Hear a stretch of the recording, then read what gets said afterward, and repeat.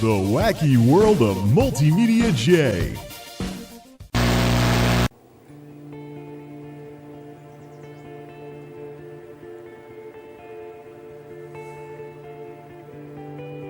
Mid-May 2014. 10 years since college. It's quite sobering to think that it's been that long already. My own thoughts and feelings on having been out of college for 10 years now are worth discussing, but I'll talk about that stuff in another video later on. For now, though, yeah, 10 years. And since we're coming up on 10 years since my college graduation, I figured why not simply do something a little special. I've been tossing around some ideas, but none of them are as big as what I want to do in this tech video.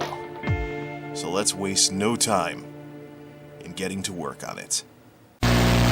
Ah yes, the old work table. There's something we haven't seen in quite some time. So here is all that's left of the two computers that got me through college. Two motherboards, and only one of them is actually in working order, supposedly. Here's the Asus K7M, at least I think it's Asus. I looked it up once and it turned out it was Asus, but perfectly fine motherboard for the HP Pavilion piece of junk that was supposed to get me through college but didn't. Old cartridge style CPU slot. Capacitors all over the place and stuff like that. Unfortunately, about halfway through college, the power supply started to flake out. The old piece of junk 188 watt power supply on that HP. So basically the machine would start restarting all by itself, or in worst case scenarios, it would restart all by itself and it wouldn't detect its own hard drive. So I called, we had spent a few hundred extra dollars on it. Now, my dad and I had spent a few hundred extra dollars on a service plan for that computer through Best Buy, which of course was a mistake.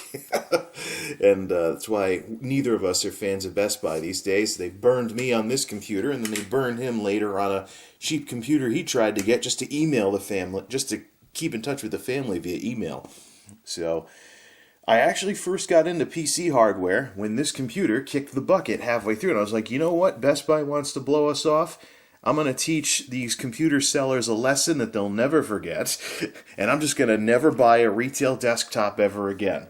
And I have yet to buy a retail desktop.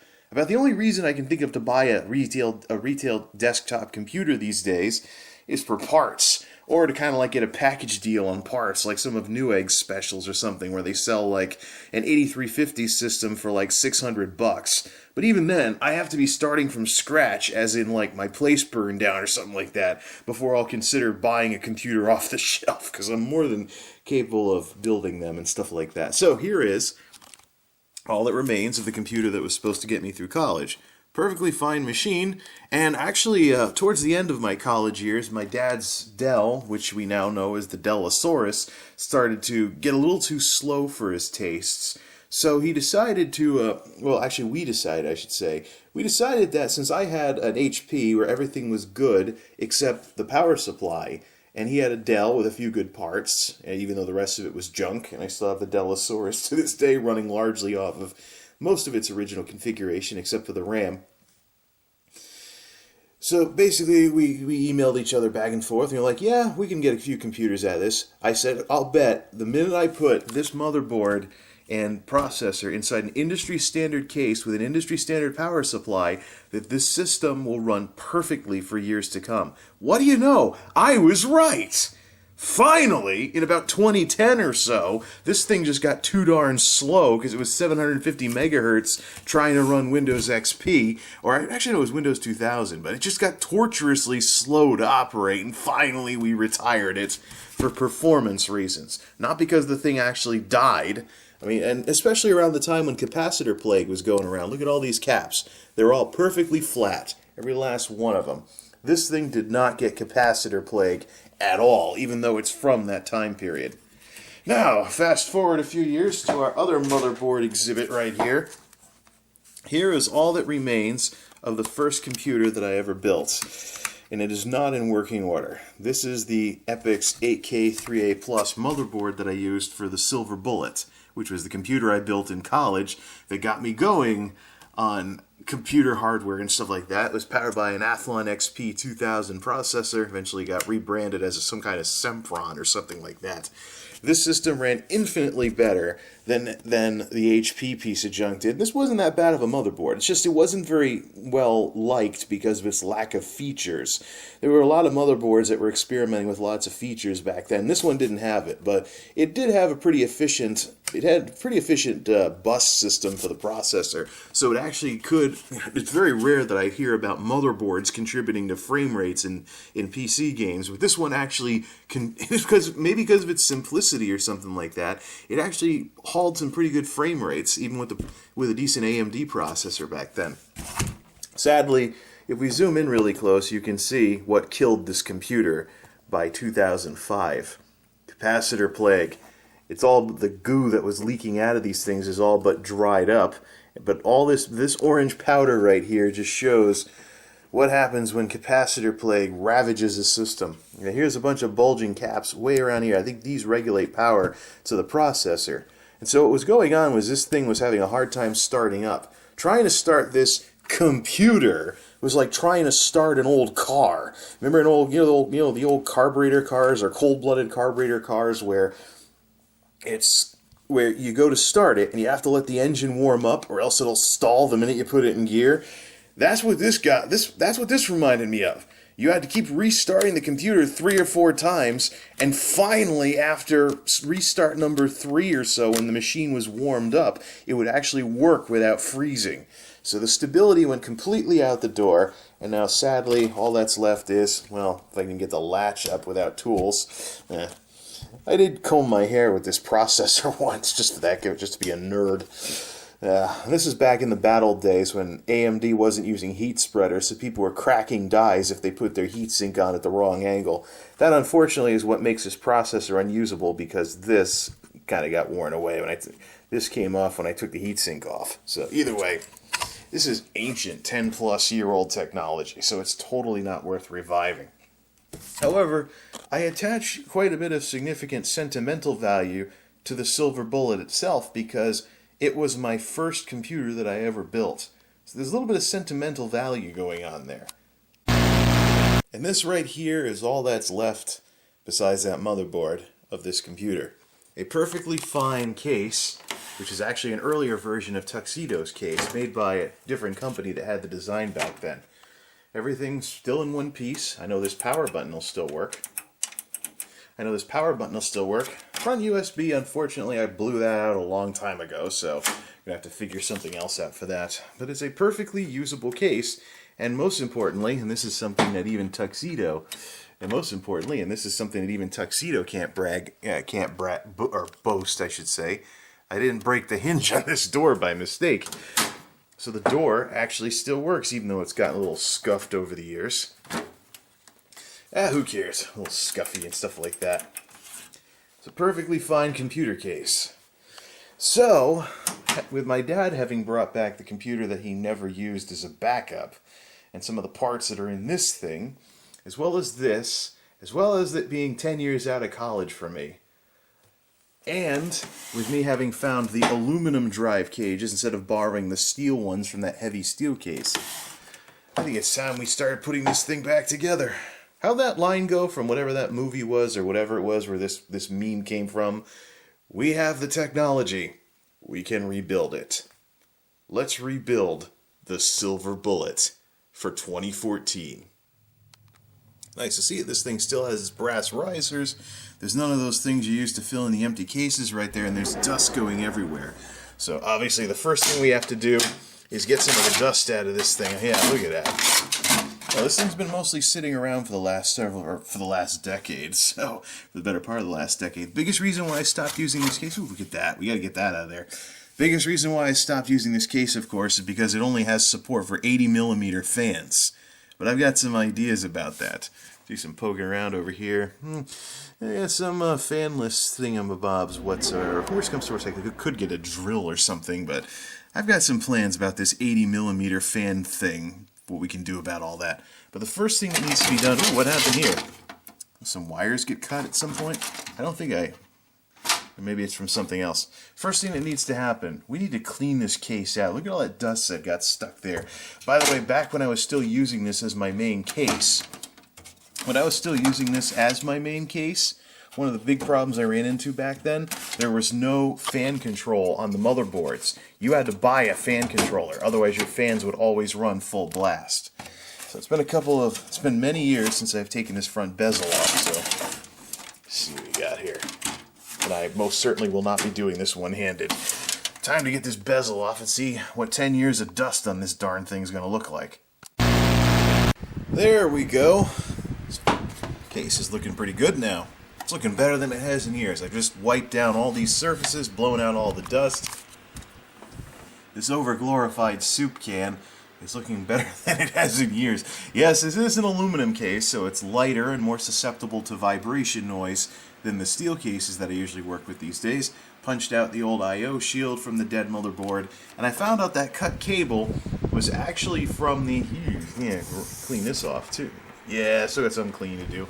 But I found out that the cut cable was from the front USB ports, which haven't worked in years, so... Unfortunately, I'm not able to get this bezel off. I need something that bends metal in order to finish that. See up there? There, better. We can probably see it better if we open the door. The door opens from the other side before I break another door in these cases.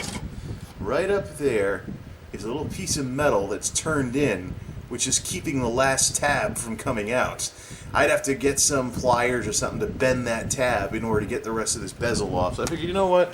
Well, let's just clean what we can. This is the first time in 10 years I've actually looked at this thing from this side. So clean off the circuitry over by the power and reset buttons, as well as the LEDs and all that other fun stuff, and blew the dust out that had been collecting behind these fins, except for the little bit that's left. But who actually looks at this? So let's put this front panel back on and let's figure out what we're going to do in terms of components. You are required to affix this certificate of authenticity to the exterior of the PC. Well, okay, Microsoft, there, I did it. Windows 98 2nd Edition. Yeah, this system was actually originally built for Windows 98. I actually picked up a full copy of Windows 98 so that I'd have something to install in case I ever wanted to reinstall my upgrade version of Windows 2000. Oh, how times change. This thing is looking really good, though. Especially when I took the Newegg, my other Newegg case badge off of this Franken machine that I made for Dad and put it back in its rightful place on the front of this thing. It's really too bad that Newegg hasn't sold stuff like this in a really long time, but this really makes cases with room for a badge on the front look really nice. So, yay! Kind of shuffled some case badges around over the years, but that's back where it belongs. Done! All the stickers and other stuff I've gotten off as best as I could. Unfortunately, this looks like a spot where the paint was kind of wearing away. Could always try and go over it with a new coat of paint. Although, hey, do I really want to paint this case or something? This is the best this case has looked in years. Got into all the nooks and crannies. Well, almost all the nooks and crannies. Take care of these right now. Got in almost all the nooks and crannies, blew dust bunnies all over the room, and I think I have to vacuum in here now because so many dust bunnies flew out. I brushed out so many dust. Basically what I did was, you can hear a fan going, right? That's because it's a little warm up here right now, but I blew it up at the case while I was getting the dust bunnies out from in here. And yeah, that didn't go over very well. I got dust bunnies blown all over the place now. Not bad for an old early 2000s Alienware style design. Of course, I keep mentioning Alienware, but when I first heard about Alienware's computers, they were selling them in giant towers like this. I know that still works. Alright, here's our case. Now what are we going to use for hardware? We do have this computer right here, but I've got some plans for this machine. We'll go into that a little later on. So, what are we going to put in this thing? Good old piano is a computer that has served me well. Unfortunately, this case has zero nostalgic value for me, unlike the Silver Bullet. And the reason why I even called this computer piano in the first place is because of the ebony and ivory kind of look that I have going, where it's black and white and black and white and stuff like that, so it kind of does look like a piano. But unfortunately, I'm not a big fan of this case. Never have been too big of a fan of this case, and the only reason I wound up using this thing on a secondary system is because I kind of fell victim to that classic issue where you go to buy a computer case online and it looks better in the pictures than it does when you actually open the thing up and take a look at it. So, it's the end of the line for piano, because piano is going to be my new silver bullet over here. Let's unhook this system and plan on how we're going to dismantle this thing and shuffle the parts around. Okay, let the great exchange begin. A little side comparison between the two cases. I think this counts sort of as a full tower, although back in the day there used to be full tower versions of this case that had 6 or 7 drives and room for 2 motherboards. I had a friend in college who had a water-cooled system in a server case that was bigger than this. And this, of course, is a mid-tower, which doesn't really offer much in terms of just put the stuff in and it goes. Not really impressed with this case, and I won't miss it, and I'll be glad to see it go. And, of course, there's also the issues with these optical drives. The belts are shot in these optical drives, so, yeah, they don't really, they don't actually open half the time. So, yeah, time to put these drives out to pasture. Of course, the minute I replace these with what would probably be a black drive replacement, it would ruin the whole piano look, and this whole thing wouldn't even be living up to its name anyways. I'd have to go back to calling it its original nickname, Minitox, which isn't very endearing. The silver bullet has far more sentimental value and stuff like that. So let's start transferring some parts. Casualties. The piece of junk ribbon cable that connects the front panel of the sound card didn't make it. The whole thing just snapped off all at once. Never really was too big of a fan of this anyways. I mean, this is pretty much the last ribbon cable except for the floppy cable in any of my systems. I gotta see if there's one that's electrically equivalent, something that's maybe of better build quality than this like 40 conductor stuff from back in the day. Yeah. Not to mention it had to get bent and kinked in order to not take up all kinds of space inside the case. Ribbon cables. Everything else seems to be coming out just fine, though. Anywho, getting there. Time to check for signs of life. See the main switch on the power supply. Not seeing any lights, but I should get a postcode that something's not working. I want to make sure all the lights light up.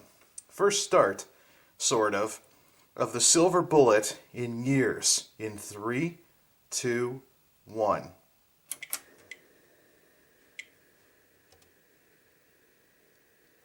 Fan spins up. Motherboard goes nuts because one of the fans isn't plugged in. But I'm not getting a power light. So the polarity must be wrong on the power light. Try again.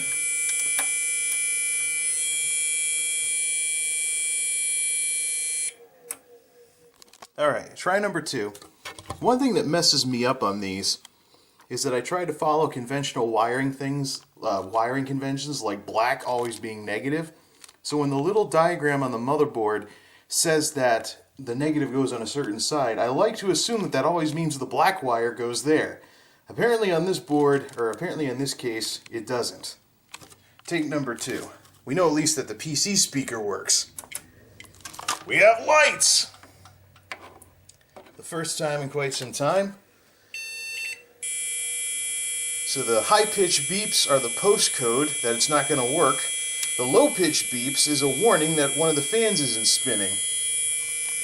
And that's something that I forgot to shut off before moving the motherboard. The hookup continues. Shut that thing off. Time for a trip down memory lane, or back in the bad old days, when 80mm fans were the standard fan size. 3, 2, 1. Yeah, I got some plans on what I can do about this 80mm thing. We'll deal with that later, though. Everything's up and running and it starts up properly using some Vantex stealth fans, which push a decent chunk of air. These things, though, are made to run quietly. They're not very good in terms of airflow. But now that I'm not running a 60-degree Vibrations! Now that I'm not running a 60-degree AMD Athlon XP, I imagine with this motherboard actually being able to control fans and all that other stuff, with all this fan stuff, with all the new fan stuff that's on the last 10 years worth of motherboard technology, we probably won't have the kind of really loud system that we had back when this thing was trying to keep an Athlon XP 2000 cool. So much has gotten better in all these years. By the way, I found out where the error was coming from. This.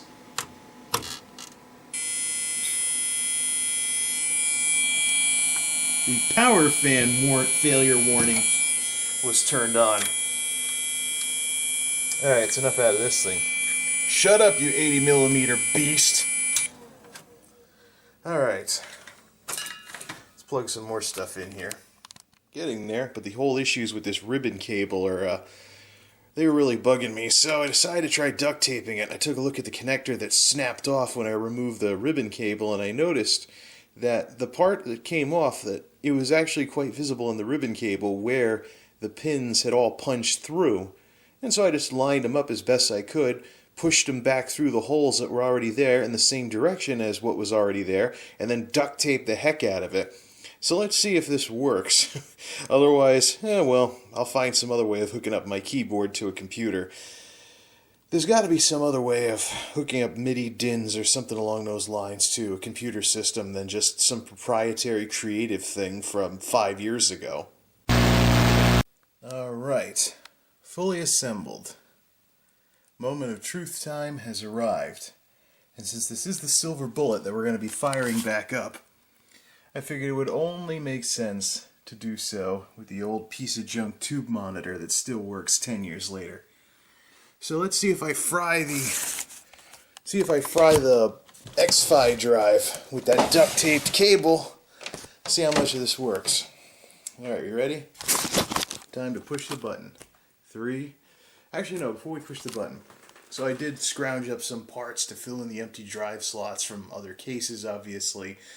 And of course I brought over the drive, the front bay, which may not still work, and then 2 SATA optical drives that don't not open half the time. At least I don't think they do, from that computer I built for Dad. These are newer and better than the other ones anyways. Okay, time to quit stalling. 3, 2, 1. Of course, it always helps if you turn on the power in the back. Okay, no smoke coming out of anything just yet. 3, 2, 1, go. Silver bullet, firing back up for the first time in years. And noisy as all heck, too. I gotta do something about those 80mm fans. Get into the BIOS ASAP to fix that annoying buzz.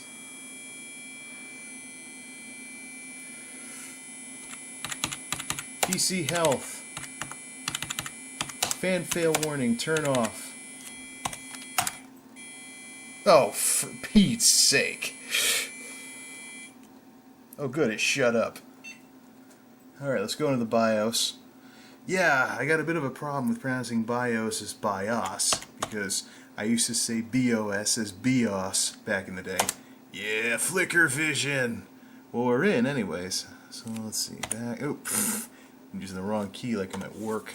Okay, PC health status, reset the case open status, CPU warning temperatures at that, CPU fan, yeah, see there we go, CPU fan speed 1300, current system fan 2200. CPU fan, yeah, warn me if the CPU fan fails, not any of the others. Control the CPU fan, and the problem is there's nothing here to control the system fans. So I might need some kind of, yeah, this is loud. I'm going to need some kind of fan control. Actually, though, I might be able to install Speed Fan on this thing and have Speed Fan do all that work. Motherboard Intelligent Tweaker. See, automatic. Well, we just tweak through all this. But first things first. Yeah, let's tweak through some of this stuff. Alright, I'd say it's a computer now. And if mega flicker vision, now I'm running at 75 Hertz. Anyways, can't even stay focused. Still running XP for now, although I don't know. Maybe I should throw in a little something and get this thing up to Windows 7 at least, so I can keep using it as a music machine. Either way, the Silver Bullet is now officially my new music machine. Just gotta find some way to regulate the voltage to those fans and have them controlled by the motherboard or controlled by something like Speed Fan, so the 80 mil fans aren't running full blast like they currently are. I think they're both running full blast. Should I risk hooking this thing up to the network to fish around for programs to deal with this? This is the new Silver Bullet.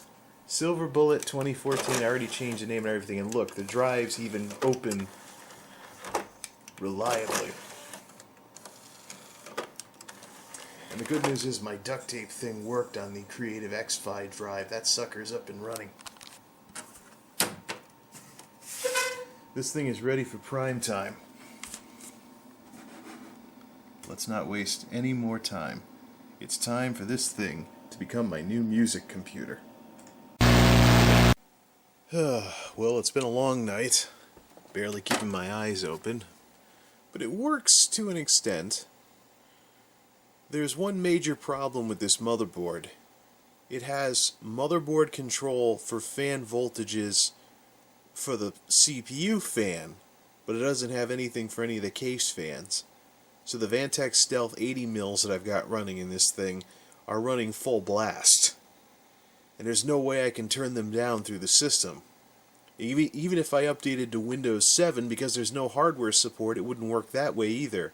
So it looks like I'm going to end up using this fan slot number 4. Let's just take the whole thing out. Take this thing out. Looks like I'm going to end up using slot number 4 for the Silver Bullet's original fan controller. Find some way to bring that back. Since there's no point in plugging the fans in on the motherboard, we might as well just plug them into the power supply. Matter of fact, I've got a power supply around here that actually regulates fan speeds based on temperature, but I don't think we'll have to go to that extreme.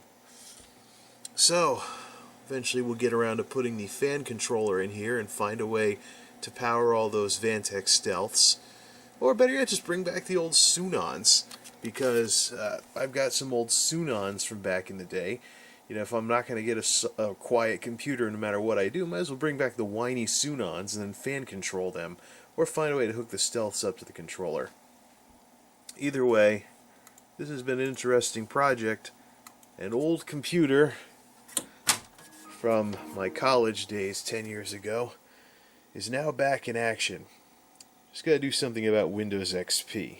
Yeah, Windows XP, speaking of relics. Till next time, this is MultimediaJay, signing off. Thanks for stopping by.